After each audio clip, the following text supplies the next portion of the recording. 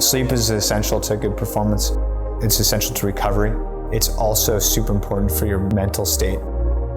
Cycling at the pro level, the margins are so small between the best and worst rider that often the biggest difference comes from the mental aspect.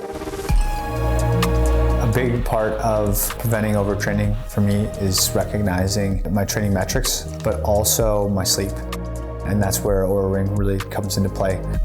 Tracking my sleep quality, tracking my restfulness, my REM sleep, and my body temperature. All of those things contribute to whether I back things off or not. With the Oura Ring, I'm able to fine-tune the training a lot more. When my readiness scores are up, I'm often even more keen to push the envelope a bit.